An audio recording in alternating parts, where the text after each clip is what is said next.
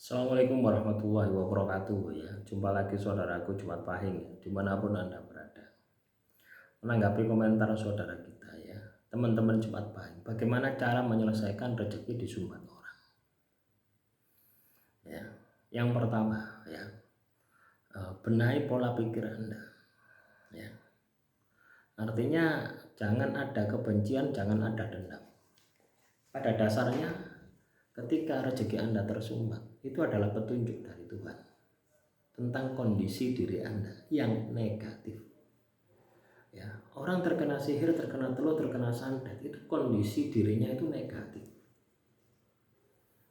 Nah, Tuhan berharap dengan masalah yang Anda hadapi itu Anda kembali kepada Tuhan. Nah, mindset kita harus kita bangun seperti itu. Itu yang pertama. Yang kedua, lakukan pembersihan.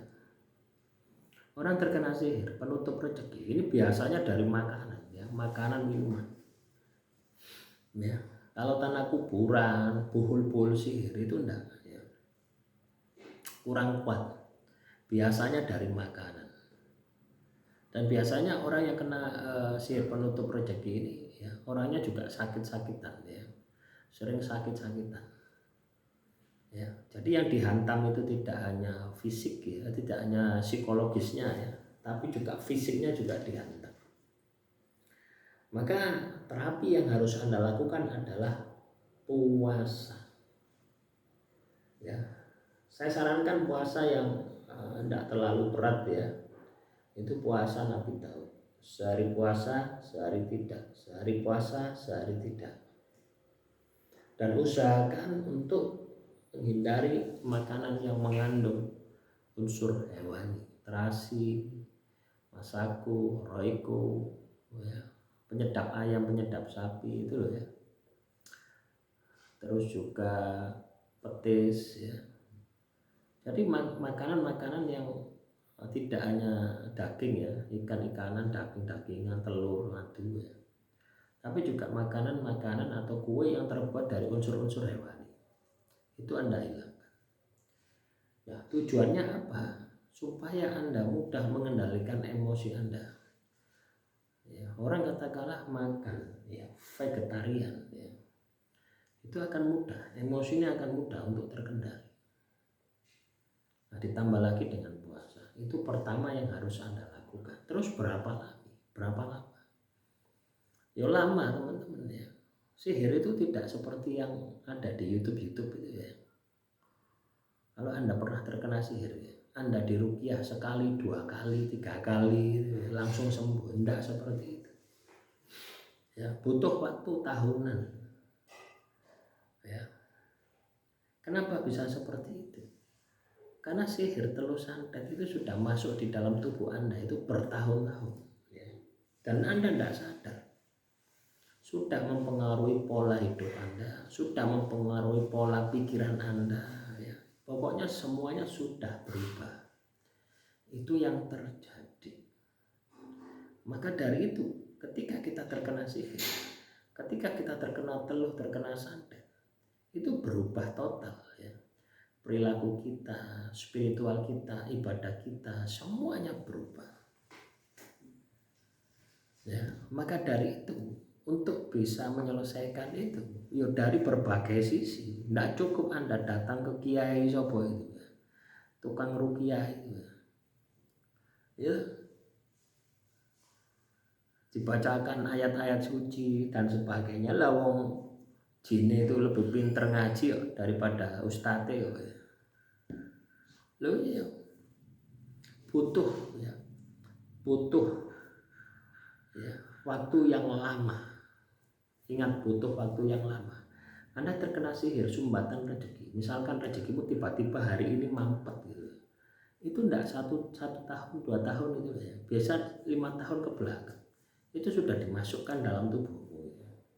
Cuma kamu enggak sadar ya. Cara kerja sihir itu memberikan bisikan-bisikan ya, bisikan-bisikan negatif, akhirnya Anda pesimis, akhirnya hidupmu ketemu dengan masalah, hancur, di PHK, keluar dari perusahaan, usahanya bangkrut, akhirnya tubuhmu sakit-sakitan, stres, depresi, seperti itu. itu tidak langsung seret, itu enggak. Dan makanya orang itu ketika terkena sihir itu tidak sadar. Kenapa kok dulu ibadahnya seret, tiba-tiba tidak pernah ibadah. Nah, kan seperti itu.